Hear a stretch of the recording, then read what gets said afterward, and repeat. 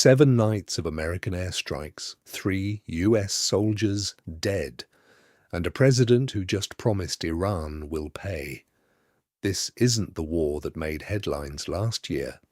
It's gotten bigger, deadlier, and far more personal. Let's go back to where this started. On June 22nd, 2025, 7 American B-2 stealth bombers crossed into Iranian airspace under total darkness. They dropped 14 bunker-buster bombs on 3 of Iran's most fortified nuclear sites, Fordo, Natanz, and Isfahan, in an operation called Midnight Hammer. The White House called it a total success. Iran's nuclear program, they said, had been completely and totally obliterated. But a leaked intelligence assessment told a different story. The strikes had only set the program back by a few months, and nobody could account for 400 kilograms of enriched uranium Iran had quietly moved before the bombs ever landed. 8 months of uneasy quiet followed. Then, on February 27, 2026, the president authorized a second operation, codename Epic Fury. This time, the target wasn't just infrastructure, it was Iran's supreme leader himself.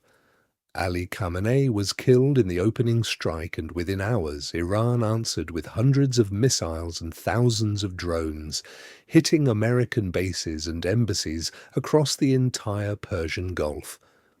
What began as a strike on nuclear facilities became a full regional war in under a week. Then came the Strait of Hormuz. On March 4th, Iran closed it entirely, a waterway carrying a quarter of the world's seaborne oil.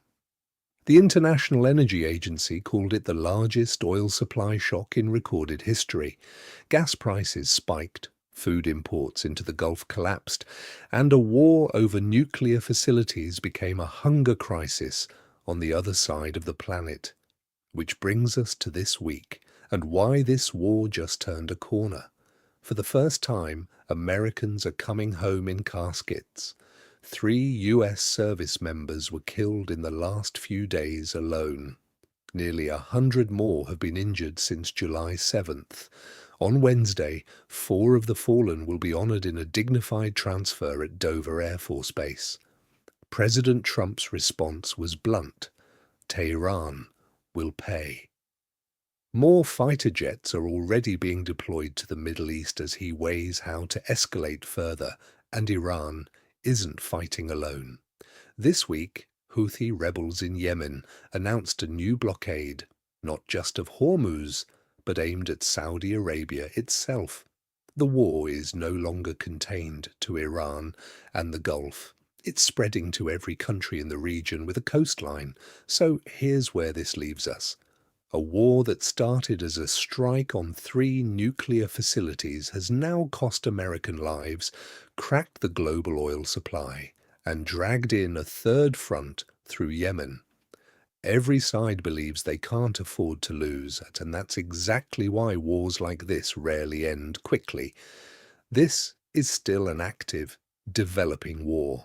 The numbers in this video are accurate as of July 22nd, 2026.